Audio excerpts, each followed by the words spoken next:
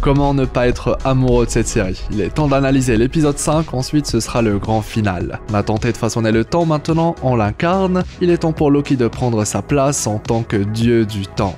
La création du TVA et pourquoi celui qui demeure avait choisi ces personnes-là précisément, comment fonctionne le nouveau pouvoir de Loki et qu'arrive-t-il exactement tout au long de l'épisode, nous revoilà repartis pour une nouvelle exploration d'après épisode. Sortez vos costumes de super-héros, installez-vous confortablement et explosez le pouce bleu avec le gant de l'infini. Je suis HeroesF et aujourd'hui on traite des révélations de l'épisode 5 de Loki saison 2. Bon visionnage.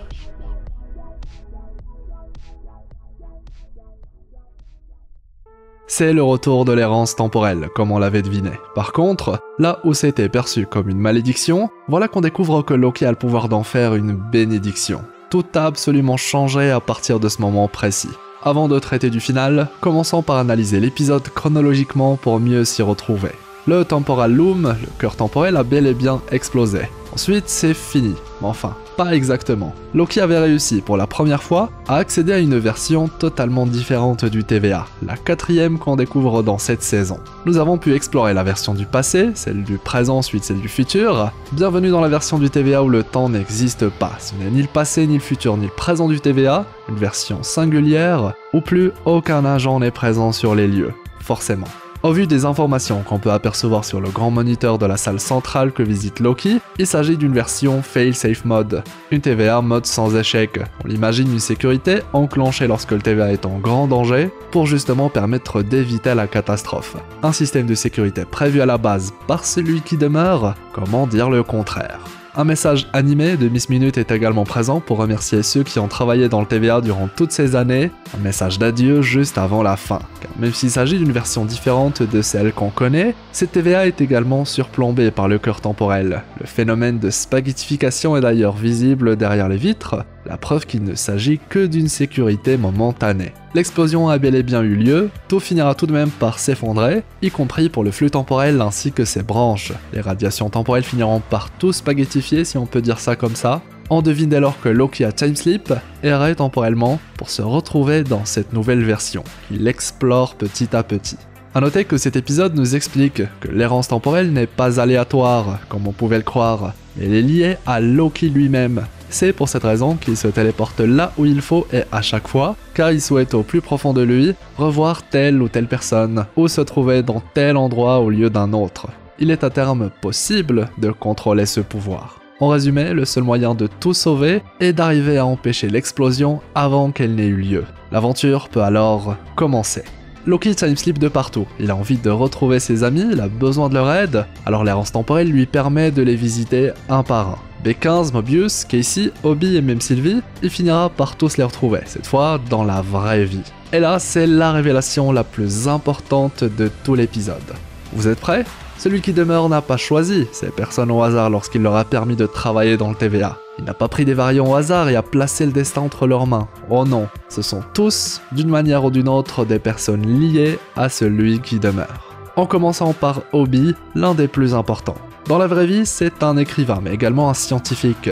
Il écrit des livres, mais pas n'importe lesquels, c'est un auteur de science-fiction. Et l'un de ses livres, The Sons of Yoren, les fils de Yoren que la série met beaucoup en avant dans l'épisode, a sûrement fasciné celui qui demeure à une étape de sa vie. Le vrai Obi est un auteur qui n'a pas le succès qu'il méritait justement. On peut imaginer que celui qui demeure était un grand fan de science-fiction, au vu de ce qu'il va accomplir. Ma théorie, il s'agit sans doute de l'auteur préféré de celui qui demeure. Celui à qui celui qui demeure donne le rôle le plus important au sein du TVA. Ouroboros, celui qui va participer au paradoxe du manuel du TVA avec Victor Timely. Celui qui pourra sauver le cœur temporel, le seul à qui il n'efface pas la mémoire comme les autres, car on l'a vu que les autres agents se faisaient souvent reboot, y compris Mobius. Bref, en d'autres mots, celui qui demeure a beaucoup de respect pour cet auteur, tellement qu'il lui permet d'avoir un local de travail exactement comme celui qu'il possède dans la vraie vie. Il s'inspire même de certains de ses travaux pour façonner le TVA. Les figures sur le sol, la prédominance des couleurs qui seront utilisées dans le TVA, etc. Quant à B15, pourquoi pas un parent éloigné, ou une personne qui a sauvé un parent dans le passé. N'oublions pas que celui qui demeure est un voyageur temporel, il a étudié plusieurs époques, visité des membres de sa famille dans le passé. En somme, que feriez-vous si vous deviez comme celui qui demeure créer le TVA? Est-ce que vous n'auriez pas fait comme lui, choisi les personnes qui vous inspirent, ont compté pour vous? Certains vous ont possiblement fasciné par leur prouesse. Casey est par exemple l'une des seules 3 personnes qui ont réussi à s'échapper d'Alcatraz, c'est fou. Seul le choix de Mobius reste flou pour l'instant, mais au vu de comment les révélations s'enchaînent, l'épisode final pourrait nous en révéler davantage. A noter que Sylvie, on apprend qu'elle a vu l'explosion comme Loki, et on se doute, comme lorsqu'elle s'échappe devant la spaghettification, qu'elle a fait pareil pour retourner dans sa branche avant qu'il ne soit trop tard. Ce qui explique du coup pourquoi elle et Loki sont les seuls à garder leur mémoire. Poursuivons avec la quête de Loki. La séquence dans laquelle Loki discute avec le variant Dobby permet d'ailleurs de mieux comprendre la problématique à laquelle Loki fait face. Ce dernier souhaite retourner dans le TVA avant que le cœur temporel n'explose. Le variant Dobby précise alors que c'est impossible. Loki veut voyager dans le temps vers un endroit qui n'en a pas, et donc voyager dans le temps vers un endroit qui n'existe plus est tout aussi impossible.